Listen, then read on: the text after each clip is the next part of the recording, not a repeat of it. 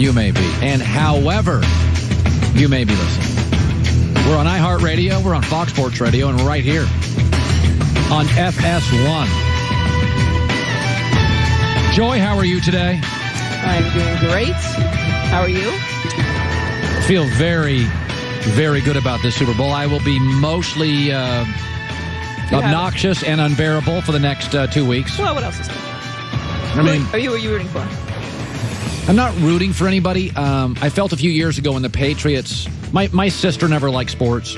So when Russell, my sister loves Russell Wilson. So Russell Wilson came. The Seahawks were always kind of a beleaguered franchise. Not always terrible, not Cleveland, but they had little bits and pieces. Got to a Super Bowl, lost to the Pittsburgh Steelers.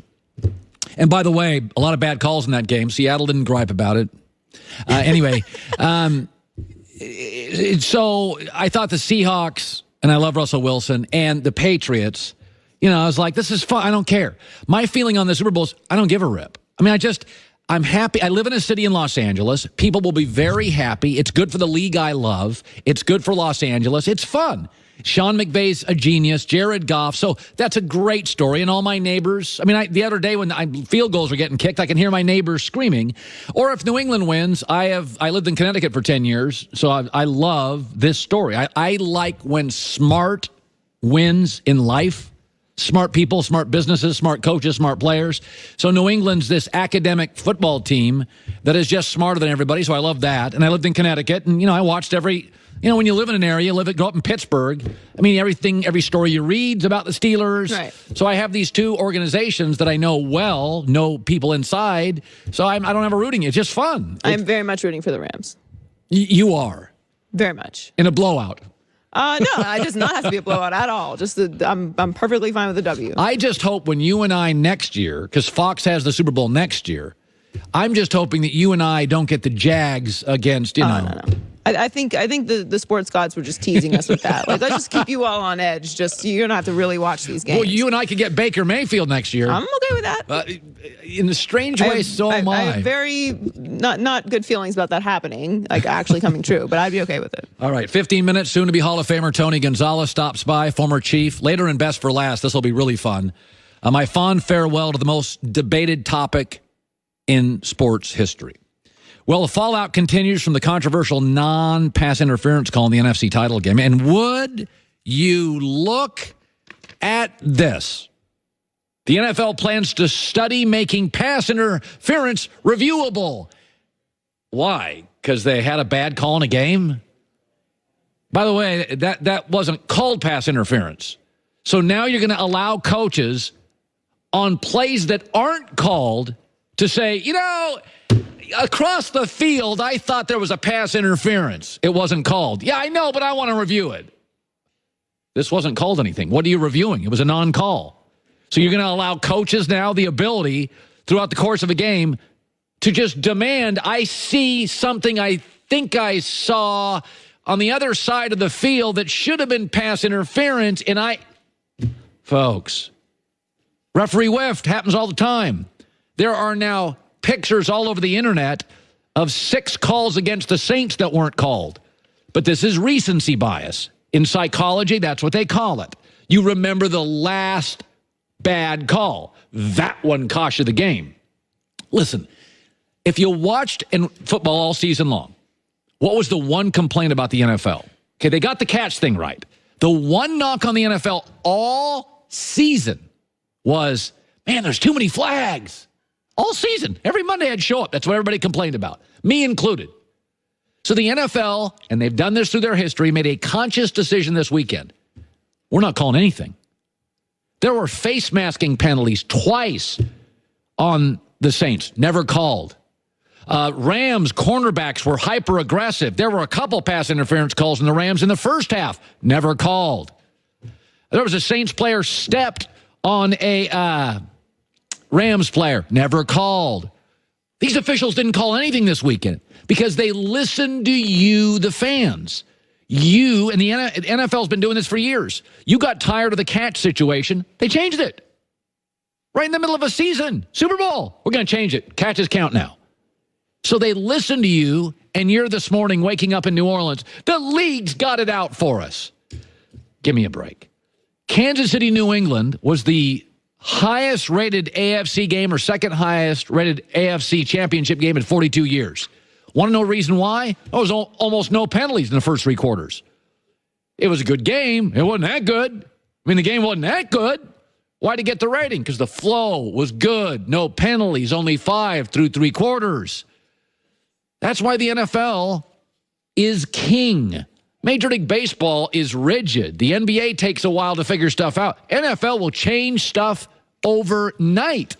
And they did. They told their officiating crews, don't call anything. They didn't, and they butchered one call. Let the Saints have their pity party. Let the Saints laughably talk about integrity. Yeah, this is the Bountygate franchise. This is the franchise that had to basically suspend the coach, the GM, multiple players, assistants, because they had bounties out on people. But hey, my bad. The Saints can claim the NFL has no integrity. Like New Orleans. Really? Integrity? You want to go there? Okay. All right. All right, let me shift gears to this. My job, mostly as a sportscaster, is to watch sports and give you the answers. Why did blank happen? That's my job. 75% of my job is to watch sports and react to it. You tune in every day. What'd Colin think about that?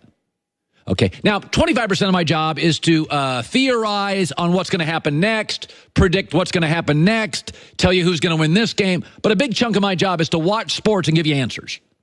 And there was one story all NFL season, I even joked about it, I couldn't figure it out. It was the unsolved mystery of the NFL. How the hell is Nick Foles better with the Philadelphia Eagles than Carson Wentz? Carson Wentz a way better player. It was our unsolved mystery. It makes no sense. Nick Foles appears from nowhere as a career backup. And in must-win games, he's 7-1.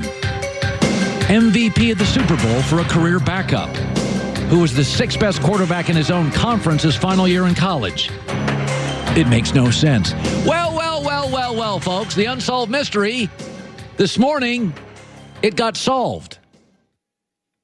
According to various players and sources within the organization, Carson Wentz, quote, selfish, didn't run many of the concepts because he felt that was, quote, Foles stuff.